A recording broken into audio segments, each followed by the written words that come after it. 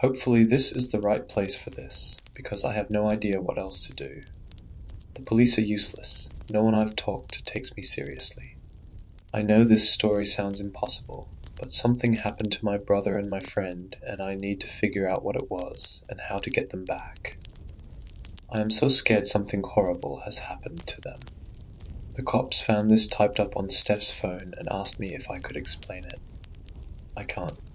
It looks like she was trying to post it here, but couldn't get enough of a signal for it to go through. I'm posting it now to see if anyone can actually help, because I can't make any sense of it. I haven't changed a thing. I even left the typos in case I missed something important. Steph didn't mention the name of the town, and I won't either because I don't think anyone should go looking for it. I certainly won't be going back anytime soon, not unless I have to. Please just read and help if you can. I'm sorry for any typos, or if I leave stuff out. I'm trying to make this make sense, but I don't have long, and it's getting hard to type. I hope somebody can tell me what's going on and how to stop it. I'm so fucking scared and I don't know what to do. I'm in this cabin in the mountains in Pennsylvania. I don't even know what this fucking place is called. I just followed my friend's directions. Please just help me. I'm supposed to be dog sitting for my friend's brother, but shit started going wrong pretty much immediately. My friend Amy, we're 26 now, but we've known each other since 6th grade. She knew I was strapped for cash, and she let me know her brother needed a dog sitter this weekend. I'm not really a dog person. There was an incident when I was a kid. I still have the scar to prove it. It took me for fucking ever to mostly move past it, but I need the money.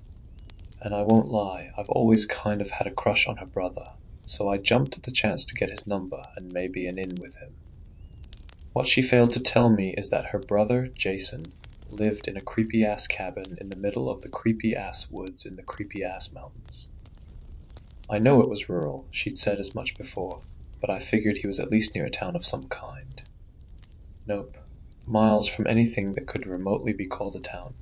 I probably should have guessed when Amy sent me typed up directions, instead of just giving me an address to plug into Google Maps. But I was too-relieved about the job and didn't ask questions. I'd been trundling along a dirt road for over an hour, maybe 2, wincing every time I hit an unavoidable pothole in my crappy old car before it happened. It was dark as hell. I couldn't see more than 10 feet in front of me even with my high beams on. No streetlights, and the trees blocked every last scrap of moonlight. Anyway, I was creeping along, trying not to do any permanent damage to my car. I was munching on some of the French fries I'd picked up before I got off the highway, and thank God, since I doubted any pizza place would deliver out here. And I was too wiped to cook for myself. I had rolled a window down since my AC was on the fritz, and the weather was weirdly hot for this time of year. I always thought of the woods as quiet, but the noise was ungodly. The crickets were absolutely shrieking, to the point where I couldn't hear half of what was Benning said on the podcast I was listening to. It was honestly starting to creep me out, but I couldn't put the window up or I'd boil to death in the car. Then I heard what sounded like a scream, a human scream, and hit the brakes. I realized pretty quickly it couldn't, to be a person not this far out in the wilderness, and what must be Jason's private property. I knew some animals could make a sound like that. A fox, a mountain lion, whatever it was, I didn't want to be anywhere near it. I hit the gas again. Something streaked across the road in front of me, and I slammed on the brakes and swerved, almost careening off the road in the process. I threw the car into park, my heart pounding, hacking up the French fry I'd been chewing. When I'd finally coughed it up and caught my breath, I heard the barking. I looked out, and there was a dog on the side of the road, barking and growling, hackles raised. It had a collar on, so it was clearly someone's pet, not anything wild. I was too scared to get out of the car in case the dog decided to lunge at me, so I rolled the window up until it was only open a crack and settled. It took a few tries, but eventually the dog turned to look at me. Almost instantly, its demeanor changed. Ears went back, tail tucked between its legs. It crawled over to my car, jumping up and scratching at the window to be let in. That's when I saw the tag. It had the dog's name, Barney, printed on it, along with the owner's phone number. This was Jason's dog. I looked into the trees, wondering what he'd been barking at. Probably whatever I'd heard screaming. I needed to get out of here with Barney. I unbuckled myself, reached back and threw open the back door. Barney leapt in, panting and shaking, and I slammed the door shut. The dog whipped around to look at me, and I swear for a second he looked ready to attack. But he sniffed my hand and calmed down again, laying down on the back seat. I turned and took off again, hands shaking. I turned a corner and saw Jason's house. On top I saw the silhouette of what appeared to be a large fallen tree limb with gnarled branches sticking out in every direction. But the house was in a large clearing, no trees nearby. It wasn't until I pulled up closer to the house that I realized what it was. A mass of antennas and satellite dishes covering basically the whole top of the house, with cables stretched and twisted between them to form one haphazard mass, making the whole thing look like the floor of an untamed jungle. What the fuck could that be for? Was that how Jason had an internet connection out here? Or was he losing his mind from the isolation and building his own techie version of the Sarah Winchester house at the instructions of the ghosts in his head? Can't say I'd blame him if he was, being out here by himself. All the lights were on, and I could see his car parked around the side of the cabin. And right in front of me I saw the front door open wide. Immediately a million different horrifying scenarios run through my mind. Did Jason have some kind of terrible accident? A heart attack, and run from the house for help? Did someone break in? Could that have been him screaming in the trees? I checked my phone, no bars out here. I knew Jason must have Wi-Fi because he worked remotely from up here, but it must not extend outside. I glanced at my mirror. Barney was quiet and still now, but his eyes were wide open, watching me intently. Sighing, I got out of the car, walked up to the porch. I glanced through the open door, standing way back. Everything looked okay from out here. I took one tentative step over the threshold. Still nothing out of place, no signs of a struggle. The furniture was all upright and where it should be. Jason's big screen TV and expensive-looking speakers were still there, and his car keys sat on the dining room table, so I doubted it was burglars. I was still fucking freaked, though. Next to the fireplace, a glass front cabinet contained a number of rifles. I thought having one might make me feel safer, but I had no idea how to use one or even where Jason kept ammunition, so they were useless to me. Then my eyes moved to the fireplace, where 2 axes were mounted over the mantel. Perfect. I took one down. It was heavier than I expected, but it would have to do. I went from room to room quietly as I could, but everything looked normal. Finally, I made my way to Jason's office. My heart was practically beating through my chest now. I turned the knob and pushed it open half an inch. I used both hands to hold the axe over my head, ready to strike, then kicked the door open and jumped back. The room was pitch black, perfectly dark. Somehow the light from the hallway didn't seem to seep in there at all. Someone could be hiding out in there, and I'd have no way of knowing. I tried to think what to do. "Hey," I said, "the cops are on their way, so you better not do anything stupid. Just stay back, or you're in deep shit." My voice sounded high-pitched and shaky, not intimidating like I'd hoped. I inched forward and, against my better judgment, reached inside the doorframe to search for a light switch, holding the axe awkwardly in my other hand. Any second I expected something to reach out and grab me, and yank me into the yawning black. But it didn't. I found the light, switched it on D. The light, first of all, was weird. Dense and orange-brown, so that I could barely see even with it on. Inside the room there was no one. But this place was weird as shit. I'd expected a desk, a chair, a computer, normal office stuff. There were a bunch of computer monitor, maybe a dozen? More, on a series of folding tables that wrapped around the room. Under the tables, a bunch of processors were stacked horizontally on top of one another. Basically as many as could physically fit down there. And everything was connected with a tangle of cords and wires, some of which ran up the wall and into the ceiling. One long cord stretched out of this mess and connected to a cube sitting in the center of the room on the floor. Nothing appeared to be on, but I could hear a dull buzzing, so maybe it was all just asleep. Setting down the axe outside the door, I took a few steps inside. I assumed the cube thing controlled it all, so I kneeled down to look at it. There were no buttons or anything obvious to press. Maybe it worked like a tackpad? I reached out for it, and a pins and needles sensation started in my fingertips. I guess I should have stopped then, but, well, I didn't. I touched it with the tips of my fingers. Everything awoke at once. A screeching sound shot out from behind the far wall of processors, nearly deafening me before I could clap my hands over my ears. The monitors, somehow they turned blacker, a darker dark that made my eyes ache, before rows and rows of green text scrolled rapidly down each of the screens. As far as I could tell, it looked like just random symbols, not any language I recognized. I crept closer to get a better look, and then all of it stopped. Silence crashed down over me, and the screens went blank. Cringing, I gave the cube a few tentative pokes, but nothing happened this time. Even the buzzing had quieted. My fingers still felt like they were vibrating, though. What the fuck? I rose to my feet with difficulty as my legs were wobbling beneath me. I shook my hand in a futile attempt to get rid of that vibrating feeling, then pulled out my phone. My signal was strong here, so tried to call Jason, but my calls wouldn't connect. I don't mean it went straight to voicemail. I mean it made this horrible screechy sound that I guess means the number has been disconnected. For a moment I thought the computers had turned back on, but no. It was just my phone. I tried texting him too, but those bounced right back. So I called Amy. Hey Steph, did you get there okay? Well, yes, but I think something's wrong. Jason's not here.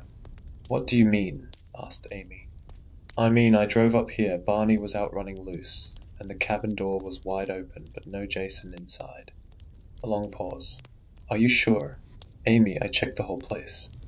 He's gone. Nothing's out of place. I don't think he was hurt or anything, but he's not here. Did you call him?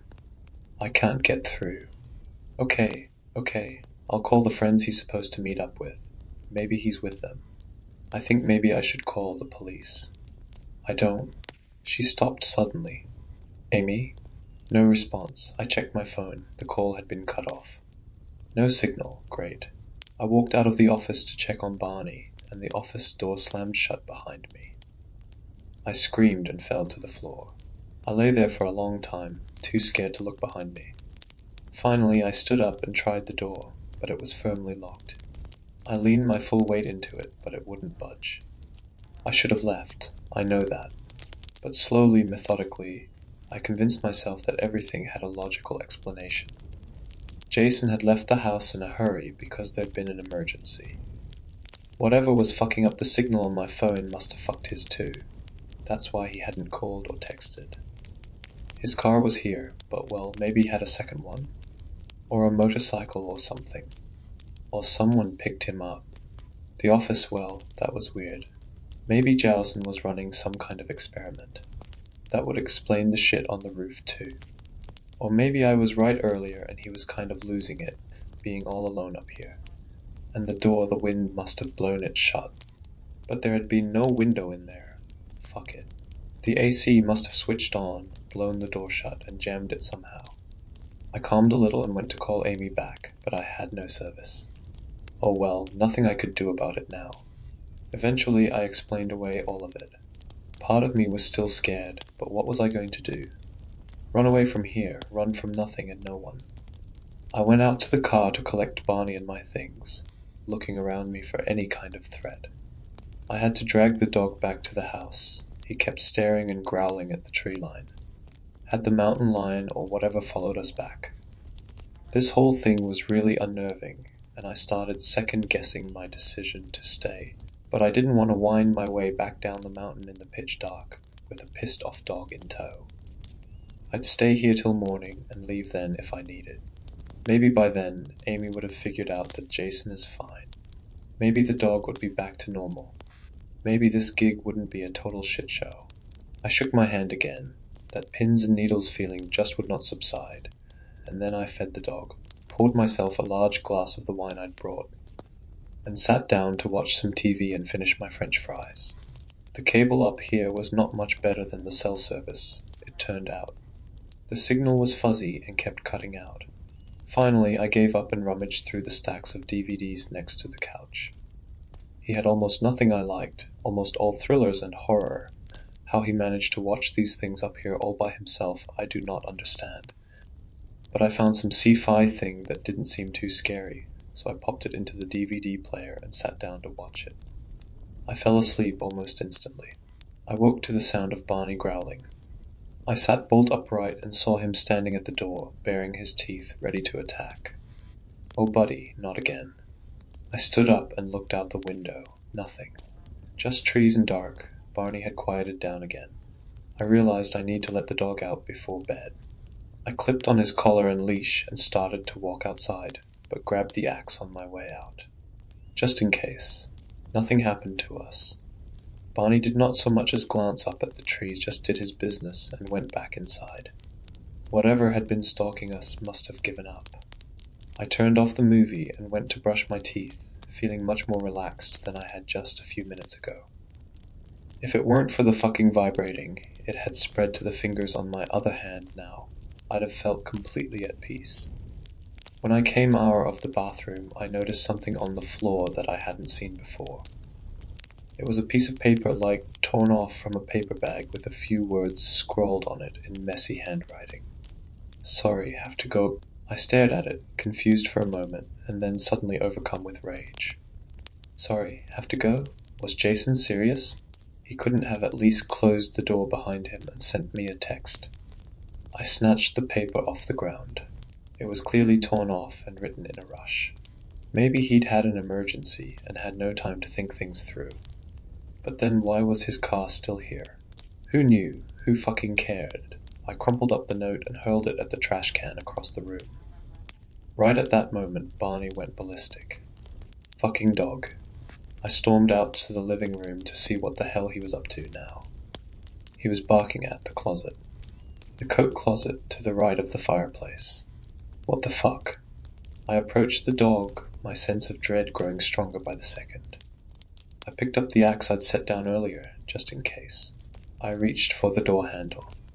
Barney backed away, tail between his legs. I pulled the door open. Nothing. Totally normal closet. Some coats hanging up, a pair of muddy boots on the floor. The vibrating in my hands was getting worse, though. But wait. Back in that corner. What? The wall shouldn't extend that far. It just shouldn't. It would cut off the hallway on the other side. What the fuck? I stepped inside and was instantly hit with a wave of nausea so severe it brought me to my knees. When I was bent down, I saw further back into the far corner, past the coats. Black, deep, dark, soul-sucking black. I opened my mouth to scream, but nothing came out. A growl. I whipped around, fighting the urge to puke. Barney stood a few feet back from the door, poised to attack, snarling, hackles all the way up from neck to tail. Whoa, I said, trying to sound calm. It's okay, buddy. He lunged, coming straight at me. Without thinking, I reached forward and slammed the door shut. Silence. More silence. Barney. I reached for the handle. It wasn't there. I felt around for it, but it was nowhere. The door frame was gone too. No. I felt around frantically, hoping I'd just stepped to the side a little without noticing. I felt all along the wall, but nothing. I let out a terrified sob. Then, on the back of my neck, a breath. I screamed and fell and just kept falling. I awoke in perfect darkness. The ground was cold and hard, the air perfectly still. I sat up, expecting pain, but I felt fine. Except for those fucking pins and needles. I looked around helplessly, eyes wide open but unseeing in the vast black. Then I felt something hard digging into my hip. My phone. I still had my phone. I yanked it out, and it was mercifully unbroken and still partially charged. But the image on the screen was fucked up. It was like someone had shattered it and shoved the pieces haphazardly back together. It had never seen it do that before. I had never seen any phone do that before. I touched the screen right in the center and it started screaming. White noise shrieking at me, like the phone was alive and in agony. On the screen, circles rippled frantically away from my thumb, as though trying to escape. I dropped the phone and the noise stopped, and immediately I regretted it. Getting that phone to work might be my only way out. Or maybe I'd find a way out and need to call for help. I knelt down and felt around the ground by my feet. After a minute, I started to panic that it had bounced away, but no, there it was. I tucked it back into my pocket. When I stood, my hand brushed something solid, and I jerked back, hitting a wall behind me. A wall, so this place wasn't endless. I reached out in front of me, took a few steps forward, and yes, another wall. To my right, a wall. I reached out to my left, took a few steps. Nothing. That way was open. Maybe there was a way out of here. A few more steps, and my toe bumped something solid, heavy. I bent down, felt around with my hand, the axe. It had come with me too. I gripped it tight and stood. I walked a bit further, shuffling because I was still blind. I would bump the left wall, then try to straighten out, then shuffle for a bit longer and bump the right wall. It was clear before long that this was a tunnel. I don't know how long I continued like that in the dark. It felt endless, and it was getting colder, colder all the time. I was constantly terrified that I would suddenly drop off a cliff, or run into something dangerous, or find the end of this place and realize that I was truly trapped. And then a light up ahead, more like a glow than a bright light, like the sun just starting to peek up over the horizon. I quickened my pace, bashing into the walls a couple of times. Colder and colder. As I got closer to the light, I realized it wasn't a single point. The light was coming from distinct points on either side of the tunnel. I was too far to say for sure, but I thought they looked like doorways. As I got closer, my suspicion was confirmed. Doorways, staggered along both sides of the tunnel, harsh glowing lights spilling from each of them. I approached the first one, shivering now. I looked through the doorway and felt the hope drain from me. It was static, like on a TV, white and glowy and fuzzy, a buzzing sound in the background. If I looked hard enough, I thought I could see movement behind it, but that could have just been my imagination, or my eyes playing tricks after so long in the dark. The vibrating in my hands was stronger here. I made my way to the next one, more of the same. Then my phone began to vibrate in my pocket. I yanked it out, praying that someone was calling, someone who could help. But no, it was just more ripples, though this time it was happening without me touching the screen. The white noise was back, but quieter, matching the tone of the doorways. I put the phone back in my pocket. I took one tentative step toward the door, then another. I reached a hand out toward it, but as my fingers inched forward, an overwhelming sense of dread washed over me. I tried to push through it, but then the static did that rippling thing and it pushed back. It was like it was trying to repel me. Finally, when I couldn't take it anymore, I yanked my arm back. I dropped to the ground and started to cry, despair weighing me down. There was no way out. I sobbed and sobbed until I wore myself out, and then I just laid there staring up at nothing. The dread feeling slowly faded. I stood up and looked further down the tunnel. There were doors as far as I could see, alternating on either side. They all appeared to frame the same static as the first one. There was nothing else I could do. I kept walking. At first, I looked closely at each doorway, trying to see if I could glean any meaning from them. But after a while I grew tired of it and gave up.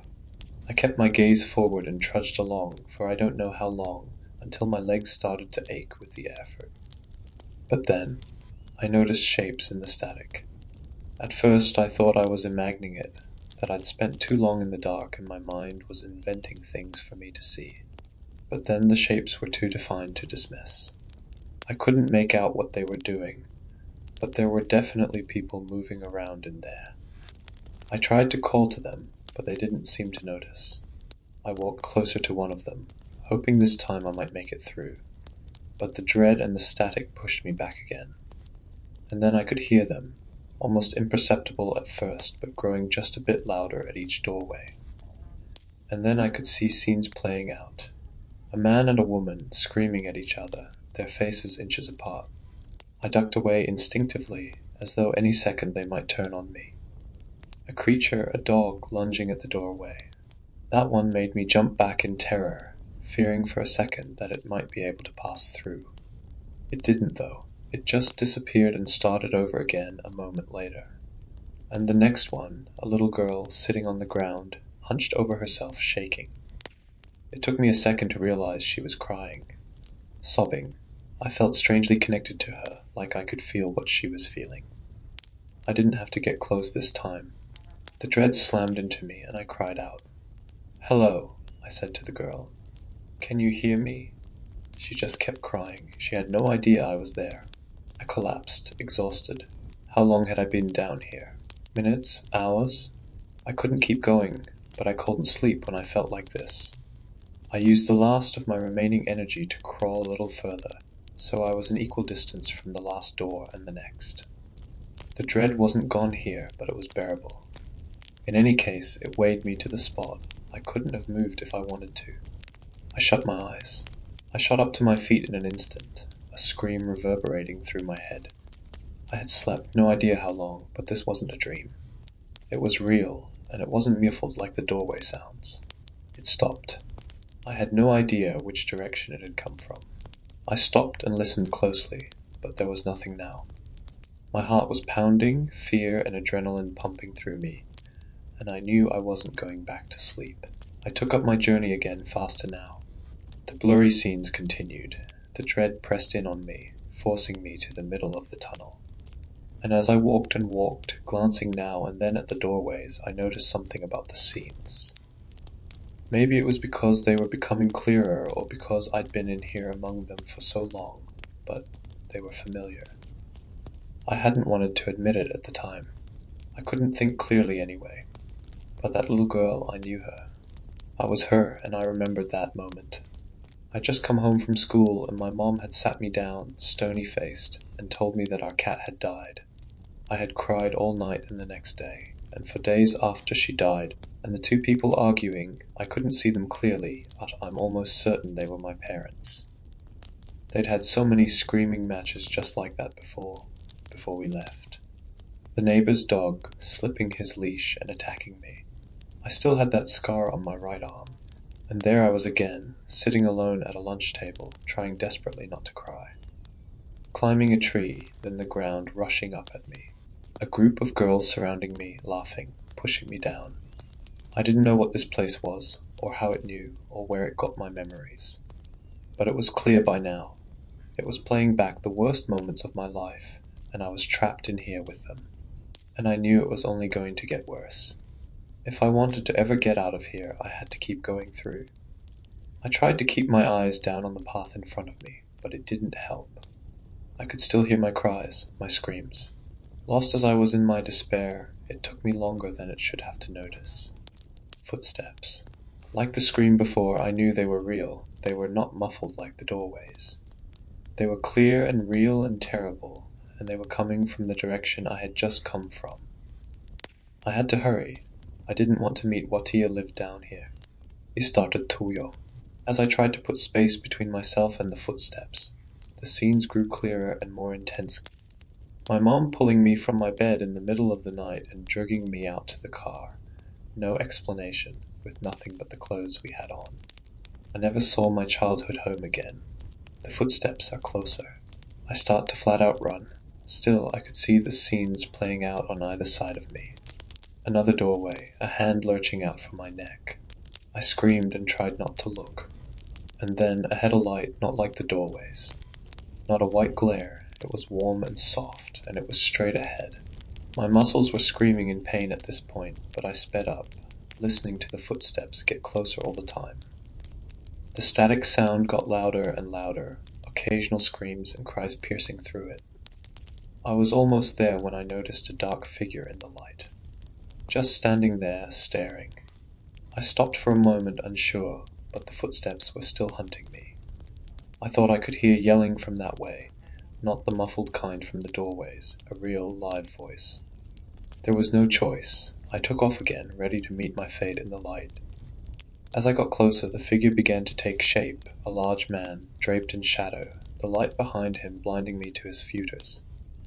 I locked eyes with him, or at least imagined I did. He shouted something, and I raised the axe high and ran at him. I was almost there, steps away, when he lunged forward, hands outstretched. I screamed and swung the axe. It struck with a sickening thud, and the figure fell back into the light. He laid perfectly still, a dark pool forming around him. I stepped forward into the light and screamed. The axe clunked to the ground beside me. I knelt down to confirm the horrible fact I already knew. Before me lay Jason, the life already gone from his eyes. His skin was ice white, his neck was half severed from his shoulders. He was dead. I had murdered someone. The thought raced around my mind, but I could not make it real. The footsteps. They were still coming almost here. Suddenly, violently, I vomited. But I couldn't stop. I had to go. The footsteps were pounding now, the yelling louder, bouncing off the walls, and whirring together with the static. Going against all my instincts, I looked over my shoulder for the source of the footsteps. I recoiled in horror at the sight. It was a human-shaped thing made of static, with human features flashing through every few seconds. A hand, an eye, a length of hair, and running straight at me. Arms flailing, feet pounding, voice shrieking incoherently between patches of static, like a radio station going in and out of range. Everything in me was repelled by this absolute monstrosity. Sobbing, I stumbled over Jason's body, slipping and coating myself in his blood. With one last scream, I pulled myself out onto the porch. I turned over and looked back. The tunnel was gone, along with the body. The evidence of my crime.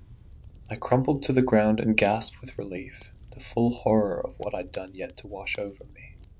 The vibrating in my hands was painful now, like pins and needles after I'd been laying on my arms for hours. I shook and shook them, but it didn't help. And then a shadow to my left, and a growl. I leapt up. Before me stood an angry beast, teeth bared and hackles up, inching toward me. "Barney," I said, my voice trembling. "It's okay, buddy. It's me. You know me." He lunged, and I leaped over the porch railing, falling hard on my side. I groped around for the axe, but of course it was gone, lost to the tunnel. I stumbled to my feet and tried to run for my car. The key was somehow, miraculously still in my pocket, but it wasn't there. I stood frozen for a second, but the dog was coming, so I sprinted for the trees as the raging dog leapt over the railing and chased after me.